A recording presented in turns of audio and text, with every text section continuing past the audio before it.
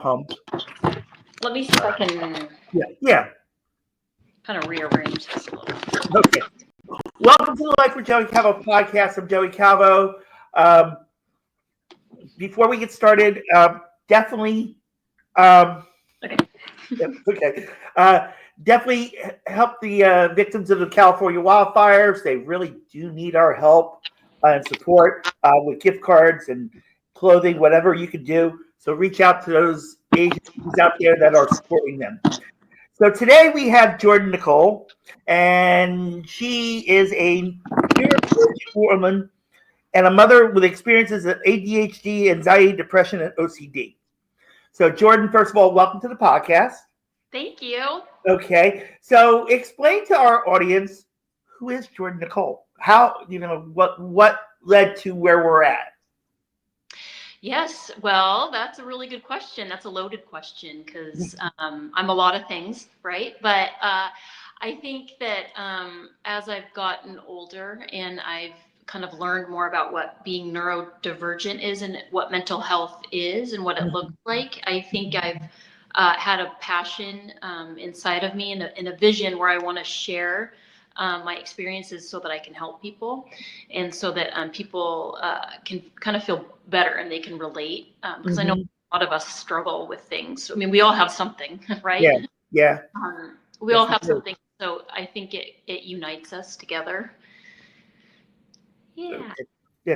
Okay. So you're a mother as well as a aesthetic. We'll get to that in a moment. So in reference to the diagnosis, when did you learn?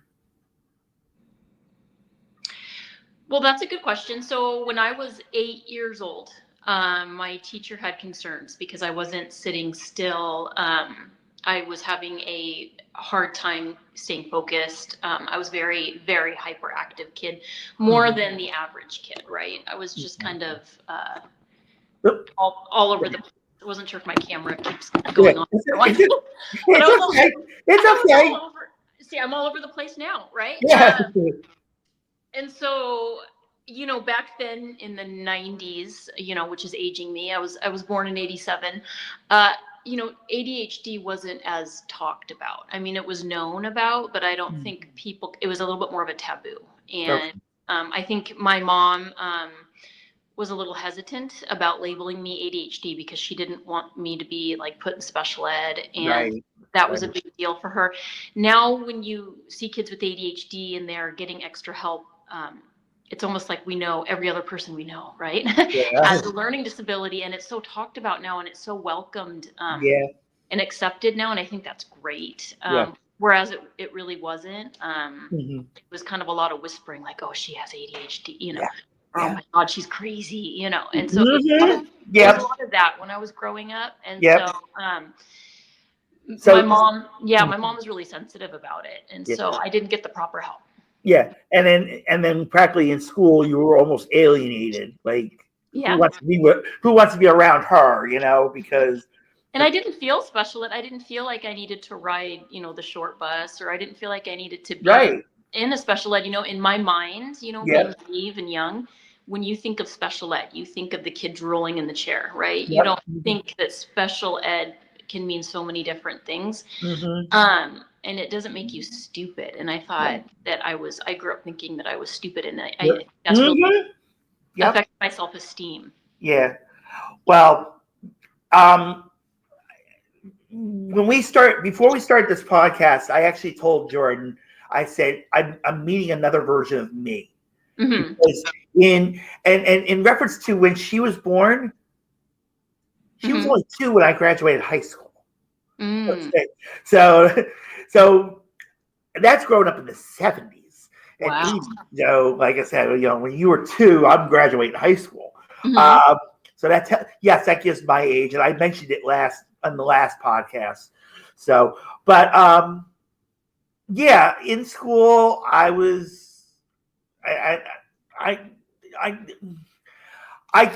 to get backlash because I'm sharing my story as well.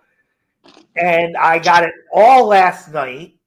after the last podcast I did. Mm-hmm. But at the same time, when these guests are on, it's like there's something of me in these guests that, I can't like hold back, yes, it's supposed to be about the guests. Mm-hmm. It's supposed to be about, how, they got to where they're at and how they're overcoming everything. But at the same time, like Jordyn said, she'd like to hear stories of other people that are in the same boat, Mm-hmm. So, I had gone, like I said, I was picked on in school, and yes, I was put down for wearing Kmart clothes. Mm-hmm. Everybody else was JCPenney, Macy's, all those fancy stores. And, I'm walking in school with Kmart jeans and so on. And it was like, so in reference to low self-esteem, it really started back then. Yeah. And it carried. It still carries because there's times that I'm like, really rather be out of everybody's way. Sure. Yeah, and not really wanting to be a part of anybody's life. I mean, I literally been saying everybody has their own life. And over the past years, I've turned around and I've literally said, you know what? Everybody, like right now, I'm actually in Atlantic City. I'm out of my normal zone. Mm-hmm. But I love coming down to Atlantic City because it's, I love playing the slots. So that's my quote unquote getaway. That's my safe zone, I call it. Yeah. So, and yes, it does earn me rooms. So, but that's not really the whole part of it. But in reference to when I come down here, mm-hmm. It would be nice if some of my, and yes, I'm putting in quotes, friends actually came down and spent time with me. Yeah. Because when I come down here, I'm literally depressed because I'm all alone. I mean, every relationship I had cheated. I mean, mm-hmm. like Jordyn states in her message, being hard on herself. Jordyn, I'm going to introduce you to my own number one enemy. Yeah, I know. We're always hardest on ourselves, and I think that it is a belief system that we learn in childhood. And I think Yep. it's really hard to break Yeah. that. Oh, yeah. And I've done a lot of therapy. I've done a lot of meditation. I've done a lot of, you name it, right? I've done it all. And it's still hard, and I still struggle with my self-esteem until this day. And I think that it's so cool that we can talk about this because I know we're not alone. I know that I almost want to say it's just the human experience. Yeah. It's something that most of us carry. But the one thing that I'm going to say, and normally when I say this, some get actually offended, even though it's a compliment. Mm-hmm. And I do understand, that you are married and all that. But believe me, Jordyn, you are truly, truly beautiful. Thank you. And I always say this, no matter what. And I should be saying it to myself, but please. You are beautiful in your own way. Sure. You never underestimate yourself. I always say that. And, everybody's like, well, you should take your own message. Yeah. When I attempted to take my own message, I could be happy for 2 minutes. And as soon as I find one thing to attack, I'm right back to where I'm at. And it don't even feel like a circle most of the time. Like, yeah, it does. Yeah. When you go through it, like, all of a sudden you feel like you're high and mighty and you do one thing and that's it. Forget it. You just knocked everything down in one moment. Yeah. But people, I'm not saying people understand this, you know? Yeah. Like I'm feeling right now. I just did a podcast on Friends the other day. I literally did an impromptu podcast on Friends, and I literally stated that, if you were my real friend, Mm-hmm. you would do something. Physically do something. Put in some effort. And it's like, like this podcast has a GoFundMe page, okay? Because we're working on expanding and upgrading to even where we're doing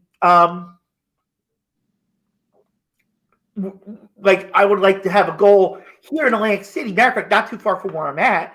There's this wonderful place I would love to do like a meet and greet, where former guests would come down, their followers would come and meet them up close and personal, get to know them, etc. Sign autographs, etc. And I mean, I want to do that because it's something I want to bring out and say, hey, this is my way of saying thank you for everything you're doing. I mean, and when I first put that out, I had people tell me, oh, you're doing this just so you can go to Atlantic City and gamble. Mm-hmm. Actually, I'm not. This is not even for me. Yeah. This is, for once, I'm actually not thinking for me. I mean, yeah, there's a little bit of me because of course, I've got to be here to host the meet and greet. Yeah, I've got to be here, to physically, show it. Sure. But in reference to, what I'm really doing is not really me. It's really for those that come down, Mm-hmm. And so when I did that Friends podcast on Saturday, I was like, okay, a real friend would support me in every which way. Mm-hmm. In reference to sharing the GoFundMe page or help promoting the podcast or, come down physically and see me. If I'm in Atlantic City like I am now, come down and visit me. Yeah. Because what you don't realize is if you come down and hang out with me and spend time with me, you're getting me away from a safe zone. And that's kind of what I want to be. Yeah. I don't want to come down here and just go down and play slots or stay in a room and be depressed. I really, but nobody, I don't know if anybody understands the physicalness of a friend. Yeah. They say, oh, yeah, I'm your friend, mm-hmm. but long distance. Yeah, I'm your friend. Yeah, I support you. I'll be there for you. Well, if you're there for me and you're long distance, you're not there for me. Mm-hmm.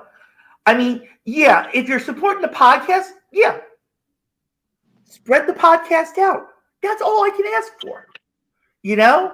Or if you're a friend, like I said, come down and see me. Exactly. Yeah. And nobody understands. It really comes down to physicalness, not just the emotions. There's more to friendship than just, oh yeah, I'm just there for this. Exactly. Yeah. Because if you're there for this, then why bother? Yeah. And I also have had people that I now literally, and again, I'm feeling bad because I'm taking this away from Jordyn. I do. And that's the other thing. Like I said, I am my own worst enemy. Now, probably by the time I end this podcast, if I'm not in tears, or in my case, I may go out on the beach and start crying because I'm like, what did I just do? Like, this is supposed to be about the guests, and that was that's the other thing that I bring up in friends. And I'm going to say this only because last night, after I did the podcast, one of my classmates, who is a healer and has been on the podcast, you want to talk about constructive criticism? Mhm. I got 3 minutes plus in voicemail of constructive criticism. You know, have you had the struggle of that too, Jordyn? Yeah, I think that we all have, and I think it can be really difficult. And what I have found is that I journal, and I think that journaling and kind of getting a lot of my thoughts out is a really good way for me to cope, and a really good way for me to kind of recognize some of my patterns. Mm-hmm. And so that's kind of what I've been starting to do as far as a self-care. Yeah. Sometimes I think my brain, it definitely overthinks, and I definitely have a lot going on. And so journaling is something that's been really powerful on my end. I don't do it every day or as often as I should do it, but when I do it, it definitely makes me feel better. Yeah.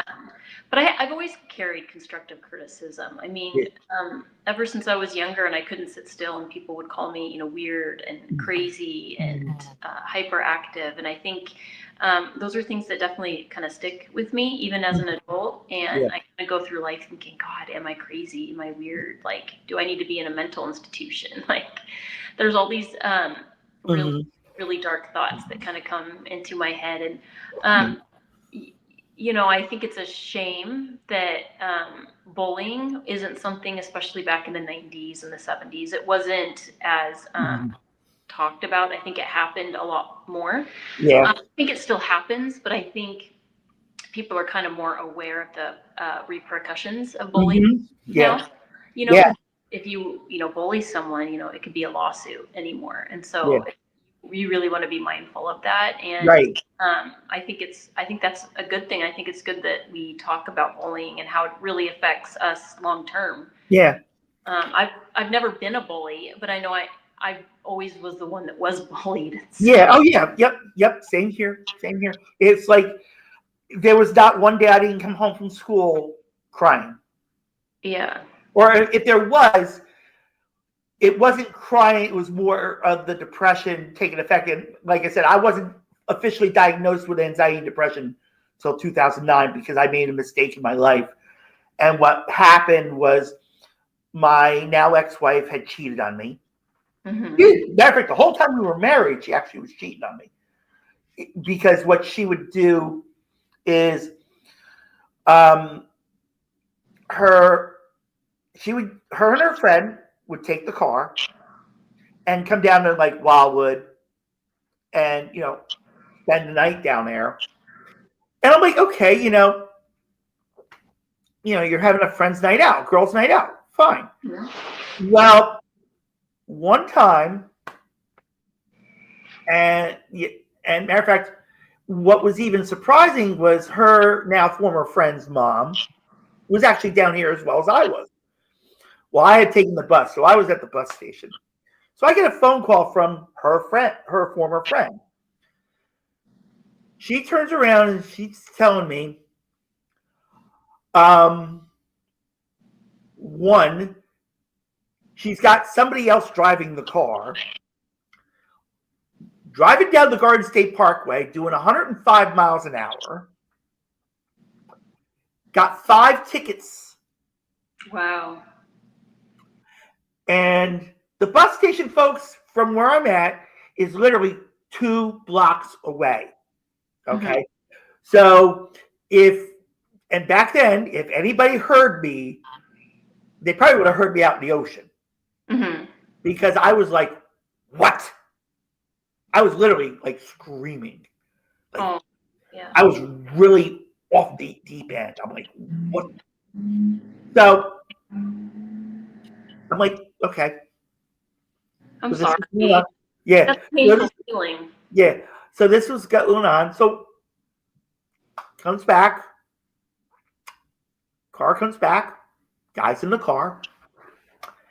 And I literally said to him this. and this is the first time I ever felt like I was standing up for myself. I said, if it comes back to me that I have to pay these tickets or I lose my license because of this, I will hunt you down. That was the first time ever in my life that I ever felt like I want to beat the crap out of someone. Literally want to beat the shit out of someone for something my ex-wife did. Yeah. And then she turns around and says, oh, we're going to a hotel room. His girlfriend's there and they want me there. I'm like, okay. So I'm not back then I wasn't really, putting two and two together. Because I'm just assuming, oh yeah, he's just a friend. But then, like now, as I was after I realized it, the guy lived in Brooklyn, New York. Okay. Okay. And we're living in Philadelphia. I'm like, how the hell is this connecting? So she turns around and says to me, oh, he wants me to come up for the weekend. Okay. So dumbass me takes her up there. Mm-hmm. I came back because I had a job back then also. And so I turned around. A friend of mine came down with his girlfriend and her child. And, they wanted to go to Atlantic City. So I was like, all right. So I brought him out to Atlantic City, right out here, to the beach, right nearby here. Yeah. She calls me. Where the fuck are you? I'm like, I'm in Atlantic City. What the fuck are you doing in Atlantic City? You're supposed to be up here picking me up. Yeah. And then, I'm bringing these people along in the back of the car. They're, I'm like feeling sorry for them because she's putting them through hell and cursing them out, And then that's when I found out that she was cheating with me with him. That's awful. I am so sorry. Yeah. Well, there's more. Just before the incident that changed my life that I don't talk about on here. I mean, the only thing I could say is it cost me 10 years of my life. Mm-hmm. Okay. She wound up still cheating. I mean, even with someone that was close to where I was at, Mm-hmm. And before I even go any further on this, and again, I'm apologizing to you because this is supposed to be about you. It's okay. Yeah. Yeah, but you know what? I'm going to get the constructive criticism later, stating it's supposed to be about the guest, not you. But did you ever have that feeling, like in any of your relationships, where, like you're busting your ass, and the significant other at the time was like, "What's yours is mine. What's mine is mine." Yes. We are in the same boat. Yeah. Yeah. I just introduced you to my ex-wife in reference to that. Relationships are hard. Marriages are hard. Even those who have very happy and healthy relationships, it still takes work. And I think because we come from such different backgrounds, we all have such different parenting styles and different. Yeah. Because I mean, my parents literally were always busy. I mean, my mother, okay, who's going to be 94 next month, okay, Wow. had 7 of us. Yeah. Okay. And of course, I'm the baby of all of it. So, in reference to when anything was going on, my mother was out, and sometimes my dad worked a second job at night. And so I understood him. But my mother was so busy. If it wasn't, and she still does this at 93, believe it or not, folks, she still does this. Even though now my sister, who kind of like oversees her actions, her executor, I call her, or that she's called, has now taken away the driving. So now she has to be chauffeured everywhere. But this woman at 93 still goes to Moose meetings. Wow. First aid district meetings. Senior group. Good for her. That's awesome. I applaud her for that. But the thing was, in reference to it, and maybe this might have happened with you, and maybe this might have affected, like I said, what led into everything that was going on. I mean, my parents were always out. They always left me with my brothers and sisters to babysit. I mean, my one sister I was so close to, and it saddens me because of this incident that happened, we're further apart than ever before. And I mean, that's what hurt me the most. And I do everything possible to try to, really mend everything and really, but when she explained to me why we're at where we're at, I had to understand it. And I it's like you can't fault them for why you're miles apart. Yeah. I mean, I got to see her once in the past 6 years. Yeah. But I mean, but I will say, in reference to my brothers, my oldest brother passed away way before this all happened. So the middle brother, God rest his soul, was almost like my best friend. Aww. He was almost like my best friend. If I was going to this casino up in Bethlehem, Pennsylvania, if they were there, they would meet me up there. Oh. So I got to spend time with my brother that way. And, it felt, like I said, it felt good. Yeah. But I shocked the hell out of him sometimes. Because I turn around and I hit something, and he'd go to my sister-in-law, and he's like, damn, Joey just hit for $150. And they're like, he's like, damn. But I've hit there for like 600. And matter of fact, here I've hit for we lost her again. Yeah, right. My phone just fell. I have a few minutes, and then I have to go. Okay. So I apologize again for. Okay. But explain this memoir you're working on. Yes, definitely. I am working on a memoir, and very similar to kind of what you've been through. Just low self-esteem and family issues and issues with my siblings. So I think you relate to it. So it's called Wonderment, and it is a memoir, and it's going to touch on a lot of topics about neurodivergency and mental health, especially since I've had all of that. And so I think it's pretty universal in that way. It isn't published yet, but I definitely want to get the word out there now, start marketing myself now for it, because I'm really proud of the work I've put into it. All right, ladies and gentlemen, I'm about to say something that's going to make Jordyn's day. Oh. Not just what I said earlier. I'm going to go one step further. She sent me 2 emails on top of it. One that came kind of from her. Oh yeah, that was a mistake. That's so. No. But you know what?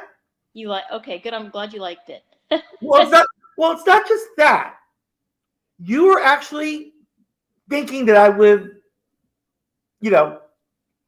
what she didn't know indirectly, it was like she was looking for help. Yes. So I have a PR person who does a lot of authors. Yeah. Who booked all these extra guests onto the podcast straight until March of 2026. Mm-hmm. I am going to present to him you. Yay! You just made my day. Yes. I will reach out to him. Please I'm do. going to explain to him that you're working on getting it published. Yeah. And he may work something. Well, hopefully, if he reaches back out to you, like I said, every guest he's given me straight through from August straight till March of 2026 are all authors. That's awesome! Yeah. So I'm going to present it to him today, right after we finish this, and his name is Mickey. Mm-hmm. Okay.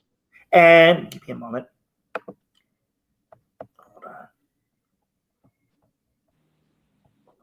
Hold on. Just bear with me 1 minute. I'm sorry for holding you up a little bit. Okay. No, thank you for your help. I really appreciate that because it's really a passionate project for me. And and I mean, like I said, with everything that's going on, and like I've said, we're literally the same thing. I mean, if we were in a relationship, what I'm doing right now is what I would have been doing in a relationship. Sure. In a physical relationship, this is what I would be doing. Mm-hmm. So, like I said, I will reach out to him. I'm going to copy the information from here that I got when you, signed up to want to be a guest. I'm going to send it to him. I'm going to suggest that he reaches out to you. Yes. And if he gets back to you, I definitely want to. I indirectly want to know. I kind of don't want to know, but at the same time, because this is what I keep saying to everybody. If I make a difference in someone, I want to know. Mm-hmm. Because if I don't, then these podcasts are nothing. This is just a hobby to me. Well, I have your email, right? Yes. I've sent you a few emails. Yeah. When she sent me the 2 emails, one from her, there was another person. Yeah, so I was trying to find a publisher. I think. Okay. Well. I was trying to find a publisher, and then I don't know how. Yeah, and then it went to you because I was like trying to pitch. Yeah, I was pitching my book. But like I said, when she sent it to me, I was like, I think maybe I could do something with this. Yeah. So, like I said, I will reach out to him. Thanks, Joey. If he does get to you, which I hope now after he watches this video, because I'm actually going to send him the podcast as well. If he gets out to you and represents you, at least you'll be back on this podcast one way or another. I would love to be back on this podcast. Yeah, and the invitation will be open anytime. Yeah. And like I said, I apologize that I carried out on me, but definitely, like I said, folks, welcome to the other me. Aw, yeah. A beautiful version of the other me. Okay, just don't tell your husband that. I won't. But one thing I will always say, and like I said, I said earlier, if someone doesn't tell you what I said, they're really you put it in your own judgment real quick. But if someone doesn't tell you every day or at least once a week how special you are to them or how much you mean to them, or like what I'm about to do for Jordyn,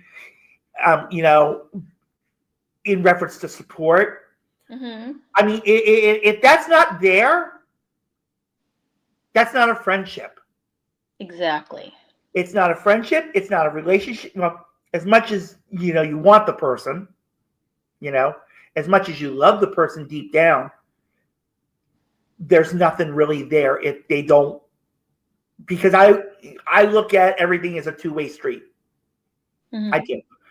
I mean, I'll be here for you, but at the same time, I mean, if you're only supporting me on supporting us on some things, Mm-hmm. then that's like Joel Osteen says, what we have, what we're in is 80% of what we are. Mm-hmm. We're always seeking that extra 20% to make it everything complete, and nobody's 100% complete. Exactly. And so my attempt of what I'm going to do is going to hopefully will boost Jordyn up, and hopefully by April 2026, you're going to hear Jordyn coming on the podcast again with many novels. You know. So I'm going to end it here, and like I said, I'm going to reach out to him within the next 15 minutes. Thank you. You're welcome. Like I said to her beforehand, what's going to happen afterwards as well. We have a newsletter, so it's going to be on the newsletter as well. Yes. Well, I normally put the podcast on the newsletter, so but I'm also going to, like I said, my Facebook page, I have radio personalities, TV personalities, even though she's not in Jersey. A little bit of everything, huh? I have a little bit of everything. So I'm going to put out there in reference to it, because I normally post the podcast on my Facebook page anyway, my personal Facebook. But I'm definitely going to reach out to that person. And I'm hoping from the bottom of my heart that this person reaches out to you right away. Mm-hmm. And if they can find a publisher for you, I will be super happy. Me too. Because I may not be able to do everything that you would want, but at least I can say in closing that I do my best to support the people that, support me. I agree. Yeah. And if you're like, I mean, in reference to this, I make an exception because of, the status that Jordyn's in. But at the same time, everything comes down to physicalness. And the real support is not, even though it's more than the physicalness, but the real support is being at least the 80% of what God says we have. Yeah. So definitely, Jordyn, I thank you so much for coming on the podcast. Again, I apologize for, taking things away from you in reference to it. But at the same time, I'm keeping my promise. That's one thing I never do, is let go of a promise. Well, I believe you. I think we should pray. We'll both pray for each other. Yes. And only good can come. Yeah. And always remember, Jordyn, you are beautiful inside and out. Thank you. Even if nobody tells you that. Thank you. You too. Yeah. Thank you. Even though I'm like, yeah, right. But I do thank you for that. I do. That's one thing I do try to hold. Is that I am something, even though deep down I could picture myself as a monster. But Jordyn, thank you so much for coming on the podcast. I'm sorry, I do apologize again, but hopefully when you want to come back on, just let me know. We'll clear something. We'll be in touch. All right. Thank you so much, everyone, for watching the Life with Joey Calvo podcast. God bless you all. Bye. Bye.